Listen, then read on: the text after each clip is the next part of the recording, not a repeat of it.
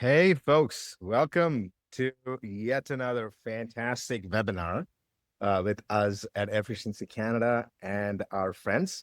My name is Abi. I'm the Director of Action Research at Efficiency Canada. And if you don't know what Efficiency Canada is, we are the national voice for an energy efficient economy.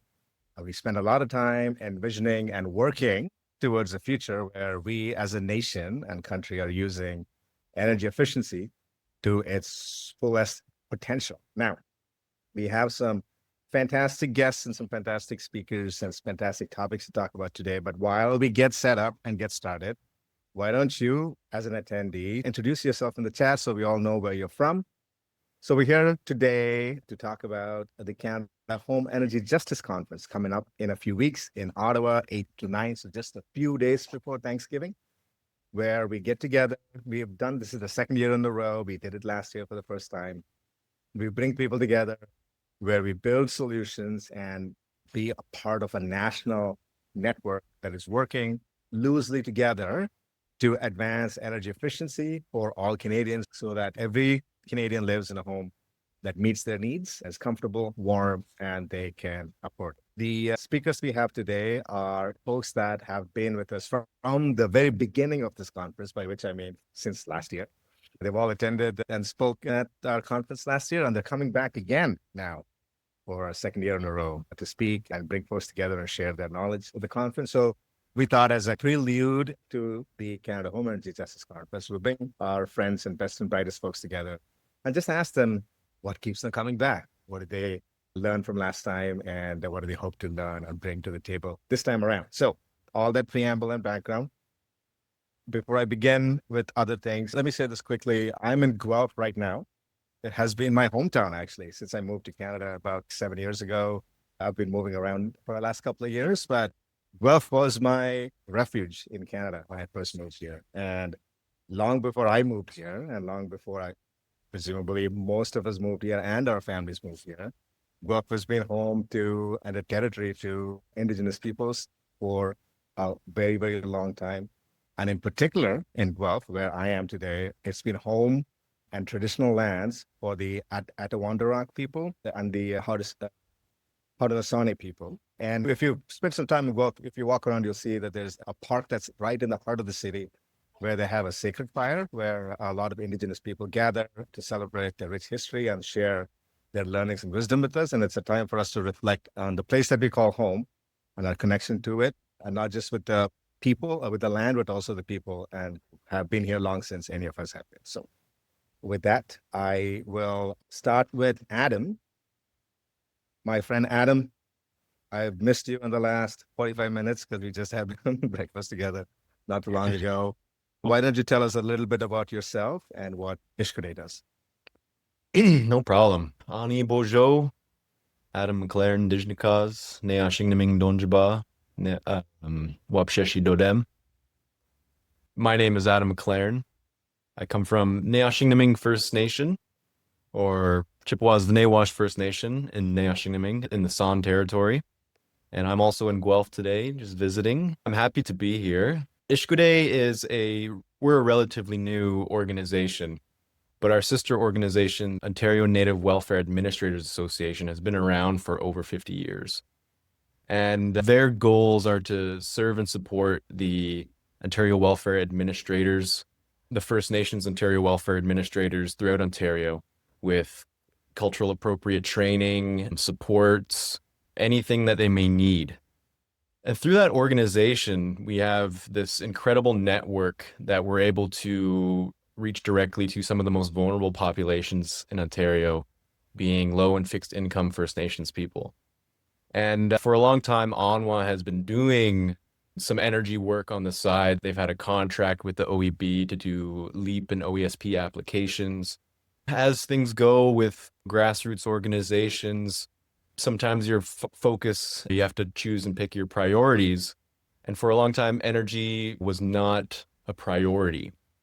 Unfortunately, there was this tragic home fire, which led to the death of some Ottawa members in Northern Ontario. And that is what really sparked the board to say, you know what, we need to figure out some supports, because energy poverty for First Nations people it's not this just a financial thing that is slowly taking from us. It's a very immediate risk to some people.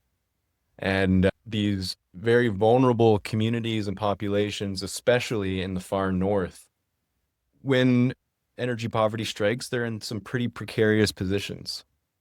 So because of that tragedy, Onwa's board and a little bit of luck as well, we became recipients for the Energy Affordability Fund. And we're able to take that money and start this new organization, Ishkoday, which is OG Cree word for fire or flame, representing energy. And we are tackling this issue from a grassroots area. We're working directly with low and fixed income people in First Nations communities throughout Ontario. We're creating, designing, and delivering supports in those communities. We've been working with some folks at CLEAResult as well, and Enviro Center, to bring the EAP program and make it a little bit more accessible to First Nations folks. Just there's a lot that goes on. And another aspect of what we're doing is training the energy sector in some cultural competency means. We're doing it from a place that is tailored specifically for the energy sector. And because the energy sector has played a role in colonization, and the relationship between the energy sector and First Nations people is not in a good place, I would say. First Nations people are very, I think, unequally impacted by the negative aspects of energy generation and transmission and consumption. So they have a very unique relationship with energy that most people do not have. And we need to be able to understand some of these things so that we can all have a better relationship and work towards more efficient and stronger energy grid here in Ontario. Awesome, man. Thanks a lot, Adam. Appreciate you, buddy. Jon, could you tell us a little bit about yourself and what you do? Yeah, happy to. Adam, first of all, thank you for the call out to CLEAResult as a partner. We're very proud to be partners with Ishkoday too. So Jon Hudson, Vice President of Business Development for CLEAResult Canada, based in Moncton, New Brunswick. So I oversee all of our program, implementation, design, those types of things. But our work across the country is quite broad. So we are delivering programs in almost every province and territory, minus Quebec and PEI. When it comes to energy poverty, this is actually a really big portfolio of what we do. Most of our work is with utilities, governments, energy agencies, and again, everything from industrial strategic energy management programs to demand response. I think it's about 60% right now is focused on either income qualified programs or Indigenous programs. So we're very much the boots on the ground, the implementers that are in the communities, that are in the neighborhoods. Some of the programs that we have the privilege to deliver includes the BC Hydro Qualified Program, Forest BC is involved in that program as well, the Clean BC ESP program, South Power Energy Affordability Program, Energy Assistance Program, that's the ISO Energy Affordability Programs. There's multiple programs that have the acronym EAP, the Bridge Home Winterproofing Program. There's a few other ones. And then we have our suite of Indigenous programs as well. We're delivering Indigenous programs in BC, Saskatchewan, Manitoba, Ontario, Newfoundland and Labrador, and Nunavut at this point in time. I personally am not directly involved in these programs, but we're going to have, I think, 9 individuals being a program managers that are leading these programs, attending home energy justice. In terms of the work that we do, typically there's a mandate or a scope of work provided by a utility defining what that work entails. Frequently, it's not nearly sufficient to cover the needs of the homes that we are working with. It covers a lot of heating systems, building envelope, some more basic measures. We are very, very excited to be returning to home energy justice. I think one thing our team said last year about the conference, I think we had about the same number of people. A lot of the times we are very focused in the day-to-day. So we're program implementers. We get deep into the next install, the next community that we're working with. And sometimes we spend so much time focused on the programs that we don't take our head up for a moment and see what else is going on. I know at Home Energy Justice last year, it was such a great opportunity to remind ourselves of why we're doing this work, connect with all the other groups that are involved in this area. Thanks, Sean. And that's a good point, because part of what we are hoping to accomplish through doing this conference is that we all get, I want to say, intellectually lonely in our work. You do your work and then you kind of get in, like, we all care about the world we are in and the work that we do. We don't often step out from that to see that we are connected as a part of a larger pan-Canada effort to reduce energy poverty in the context of everyone's doing different things, different provinces, different jurisdictions, different kind of ways of approaching this. So I personally, and I know I've talked to you too about this, I feel better about my work when I know that I'm part of something that's bigger than just myself. And you've given me some very good feedback on some very, I would say, very interesting and engaging sessions that we will do this year. So I'll come back to that in a bit. Let's go to Jacqui. Jacqui, tell us about yourself. Thank you. My name is Jacqui Wilson, and I'm a lawyer at the Canadian Environmental Law Association. We're an Ontario-based legal aid clinic. We're one of the specialty clinics, and our focus is on environmental justice, equity, and health. And we also co-run a fabulous program called the Low Income Energy Network, which is a legal aid program, and it's run through CELA as well as our sister clinic, the Advocacy Centre of Tenants Ontario. LEAN, in particular, the Low Income Energy Network, has been a leader in Ontario energy poverty advocacy for decades now, and continues to work on energy poverty programs like some of the programs that John was mentioning. So the OESP and expanding its availability, OESP being a on-credit support for low-income electricity users, the energy efficiency programs under our Ontario Energy Poverty Program, emergency assistance programs like that. As LEAN and CELA as well, we've grown over the last few years in terms of our focus on extreme heat and how to incorporate the need for safety in people's homes into the energy poverty framework, and a larger discussion about how to update our laws and regulations and bylaws at the municipal level to better protect people that are vulnerable to heat as the climate crisis worsens. So a lot of our focus in recent years has been on both municipal advocacy, on how to bring forward and look at municipal bylaws to tackle extreme heat and set an extreme heat standards, or we kind of call them maximum heat bylaws. But there's been a lot of focus on that with our allies and friends on that issue in different municipalities across Ontario. And I know there's some work on that happening in other provinces as well. And then there's also been some focus on the provincial level. There's a real interesting and often difficult situation in environmental law where different levels of government both have jurisdiction to move forward and tackle problems. It's quite common in environmental law, in a negative way, to hear levels of government say, not me, it's actually the province, or it's actually the municipality. But in reality, what our kind of laws say in Ontario, and then what the case law says, is that there's lots of room and scope and jurisdiction. There's lots of legal power at both the municipal level and the provincial level to tackle these issues of extreme heat. And so what we're looking for is urgent action now to address those problems at both levels.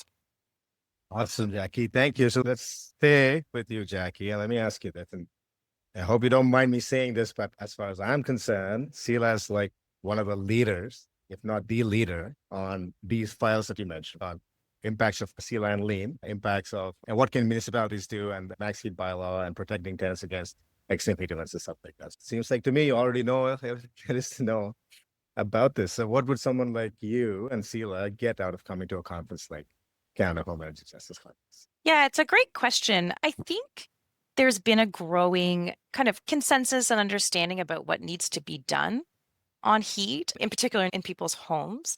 So there's been a growing consensus and understanding, for instance, about setting a standard of 26 degrees Celsius maximum. It's not a perfect standard, but it's supported by, lots of literature. It's supported by the British Columbia coroner's report after that awful tragedy in 2021 when 619 people died from exposure to heat. So in some ways, a ton of progress has been made in terms of what it is that people understand the problem is in terms of exposure to heat in people's homes and how to solve it.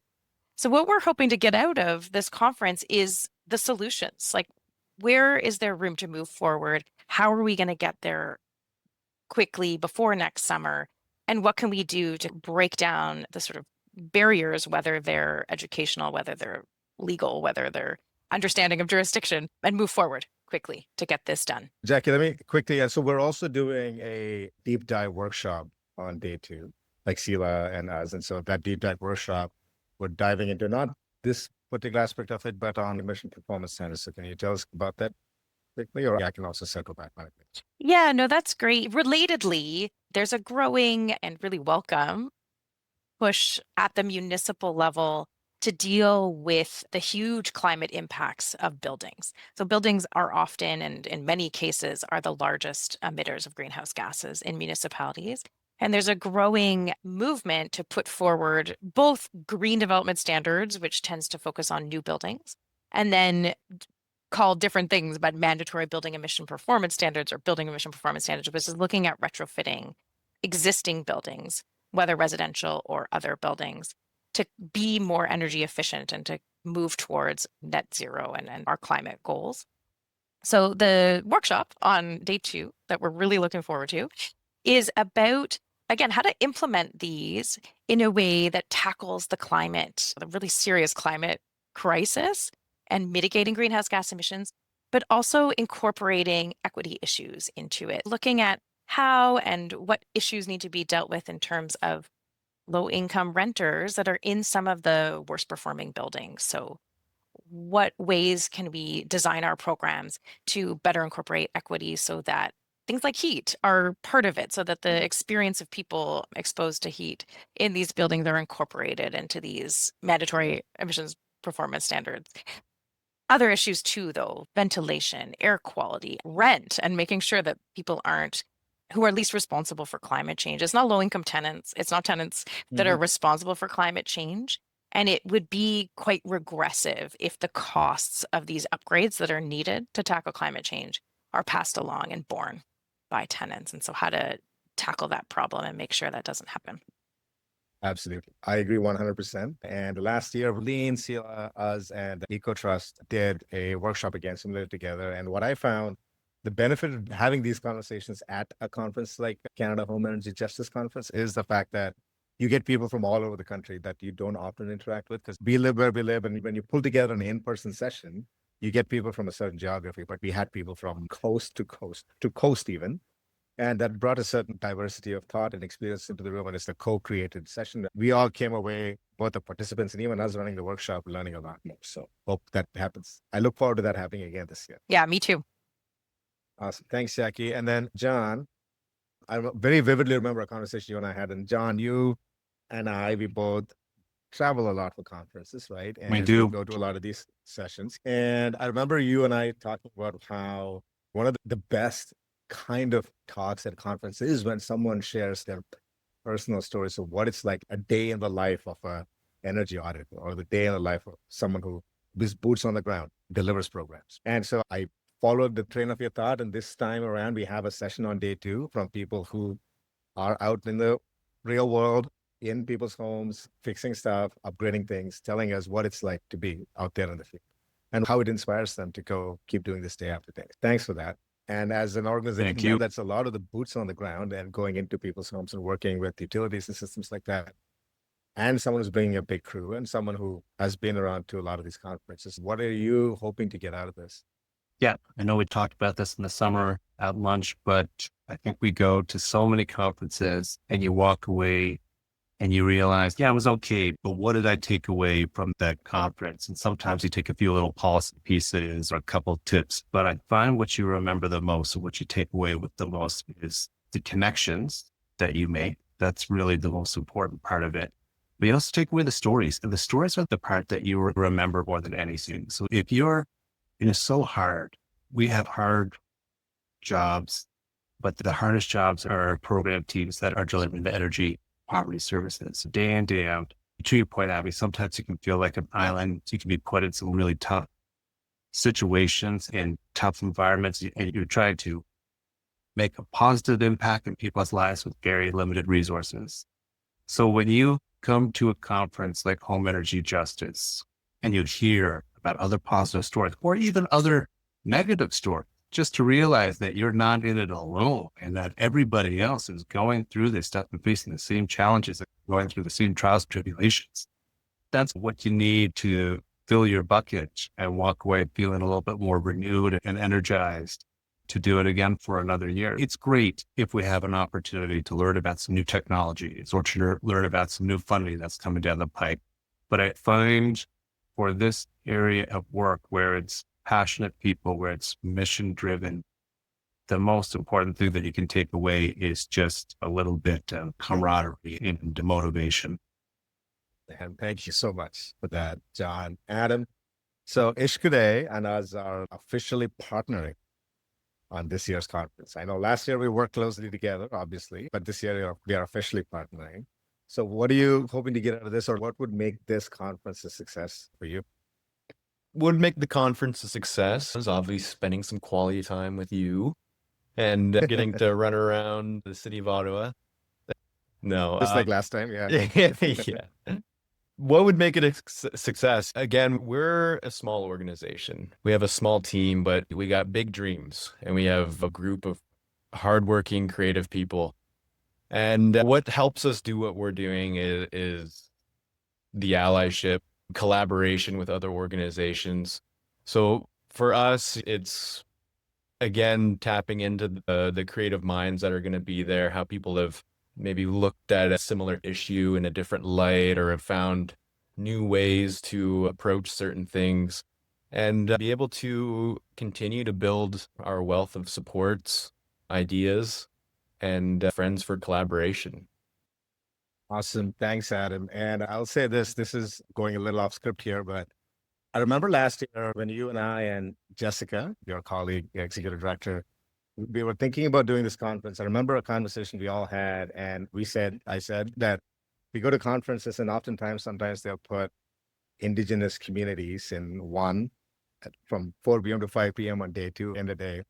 But what we wanted to do, what we did last year and we're doing again this year, is that every session has an Indigenous voice that speaks to these issues, in the sense that it's not that like we're separate, that there's some commonalities in these issues, there are themes, but obviously there's differences and stuff, right? So I'm proud of the work that you and I have done, we've done together to help make that and help blend that in together, so that we're speaking the same language, but still recognizing that there's important critical differences between those two.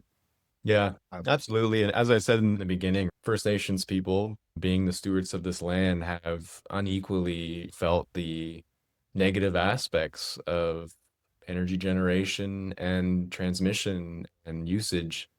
When we're talking about energy justice, we need to have Indigenous voices at that table and to be very clear and open. Awesome, man. Thanks. Let's stay with you. I'll ask you this question next. For folks who are listening in today and who will be watching this recording later, what's your call to action or elevator pitch? Why should people come to this conference? People should come to this conference because, from my experience last year, it's an incredible group of people with practical and proven paths forward. There's people in the room who are well-connected, great ideas, and a lot of the time it's just we need to unleash those ideas and we need to connect the right people together. So if people are interested in being involved in this work, or they're looking to get a project off the ground and do things in a good way, this is the conference to come to. Thanks, Adam. What do you think? Maybe I can add to that a little Yeah, bit. sure. One thing I really enjoyed about the conference is the action-oriented theme. So many conferences you go to, it's fascinating. You sit there and you listen to both presentations over 2 days. We had some great working sessions, great discussion groups last year where everyone's getting involved. Everybody has a role to play. It's interactive. It keeps you engaged nonstop. You take a lot more away from a conference when you're part of it rather than just viewing it. Well said, Jonathan. Nice. Jacqui, what do you think? One of the interesting things about energy poverty issues and the heat sub-issue that we've been working on so much is that it's really cross-cutting in terms of who's impacted. So it's about poverty and it's about lower incomes and inability to pay, but it's also about people being medically vulnerable to air pollution or heat. So it's about seniors and disability advocates and tenants' rights advocates. And it's really one of those issues where those perspectives need to come together to make the solutions work for the people that you're trying to make them work for. So in that way, this conference and collaborative work in this space is absolutely critical. Yeah, that's a good point, Jackie. And also, just to add to what you just said, Lean, Low Income Energy Network, is also a partner with us, along with Ishkoday, on the conference this year.